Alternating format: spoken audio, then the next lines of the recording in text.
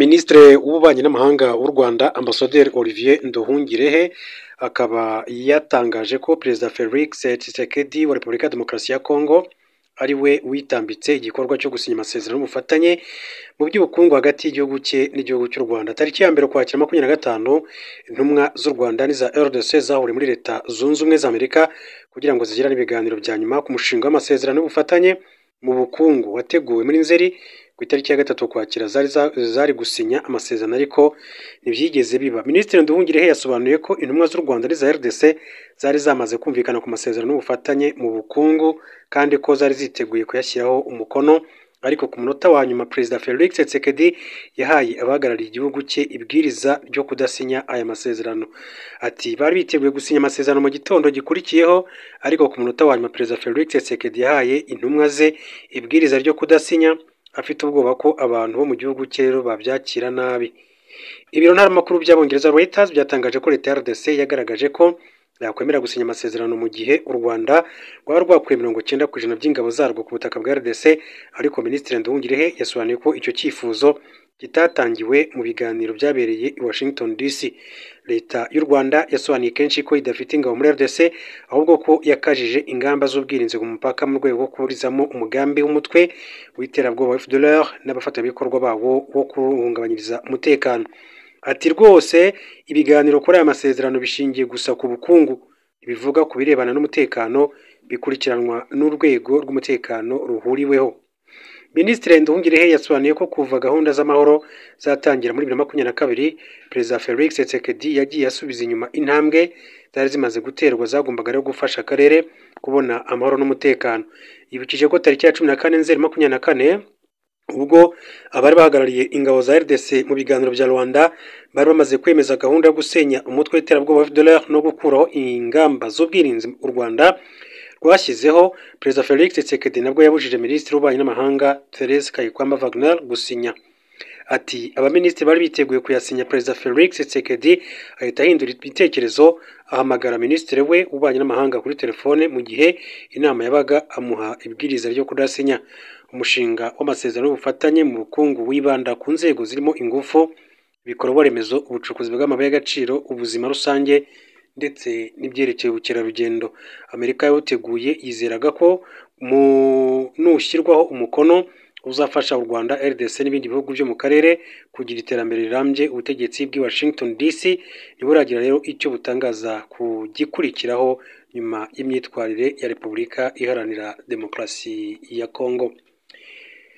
Mu yandi makuru kandi tukiri muri iki gihugu cya Kongo, tariki ya mbere Ukwakira 2025 abahagarariye u Rwanda, Repubulika ya Demokarasi ya Kongo n'abahuza bongeye guhurira mu nama y'urwego ruhuriweho rushinzwe gukurikirana ibahirizwa ry'amasezerano y'amahoro yasinywe i Washington DC muri Kamena.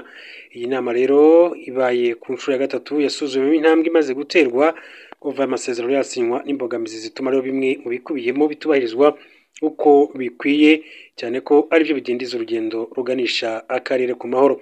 Mu mbogamizi zagaragajwe muri iyi nama harimo kuba ibikorwa birimo gusenya umutwe w'iterabwoba wa FDLR n'indi mitwe yitwaje iyi ntwaro yishamikiyeho itaratangira kubahirizwa na Leta ya RDC, bikaba rero byajyana no gukuraho ingamba z'ubwirinzi u Rwanda rwashyize ku mupaka. U Rwanda, RDC, Leta Zunze Ubumwe za Amerika, Togo na Komisiyo y'Umuryango wa Afurika Yunze Ubumwe byagaragaje ko guterana amagambo n'ibitero bya politike bikwiye guhagarara kugira ngo gahunda y'amahoro igende neza. FDLR imaze imyaka myinshi cyane ihungabanya umutekano w'abatuye mu karere, cyane cyane abanyekongo batuye mu burasirazuba bwa RDC n'abanyarwanda bo mu majyaruguru y'uburengerazuba bw'u Rwanda. U Rwanda rwagaragaje ko kuva FDLR yabaho imaze kurugabaho ibitero 21 kandi ko akanama k'umuryango w'ibigega gashinzwe umutekano kanzuye kenshi ko uyu mutwe ugomba gusenywa, ariko ko bitigeze byubahirizwa. Abanyekongo batuye mu burasirazuba bwa RDC by'umwihariko mu bwoko bw'Abatutsi bagaragaza ko FDLR n'imitwe yishamikiyeho biramutse bisenywe bakongera kugira icyizere cy'ubuzima kuko amahoro yaba abonetse. Amasezerano ya Washington DC yasinywe tariki 27 Kamena yateganyaga ko FDLR isenywa mu gihe cy'iminsi 90 kandi ko bizakorwa n'ingabo za RDC, ariko ibyo ntibyigeze bitangira, ahubwo impande zombi ziracyakorana.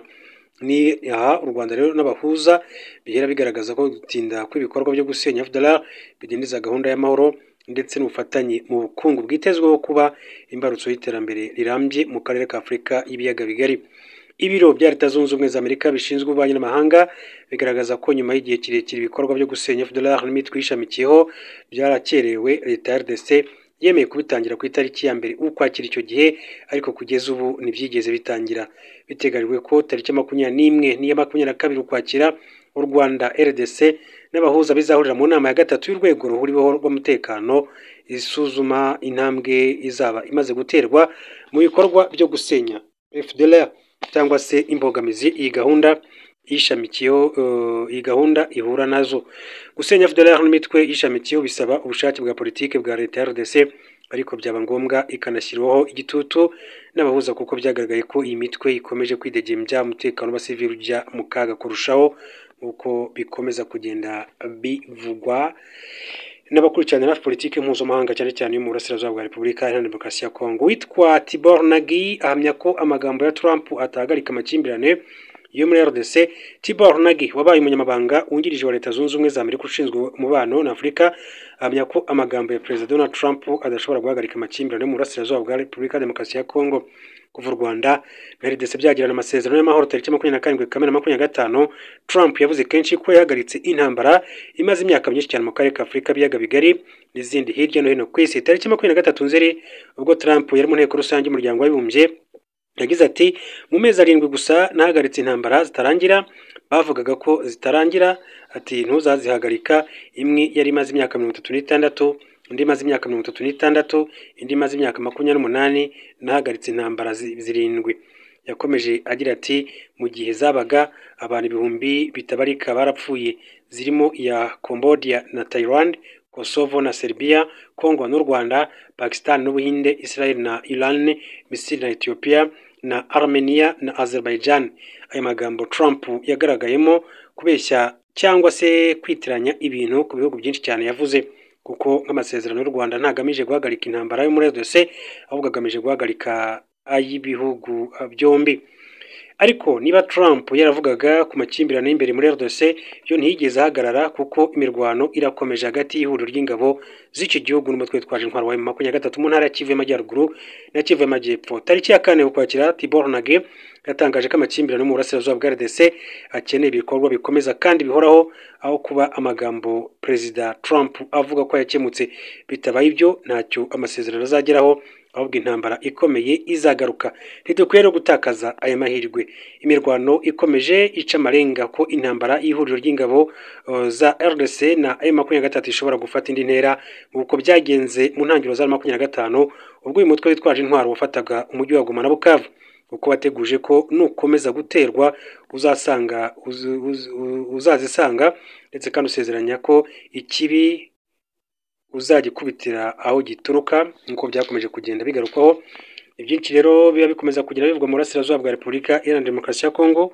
Gusa reka duhinire aha ngaha, mbifuriza gukomeza kugira byiza, tuzasubira ku yandi makuru ku munsi w'ejo.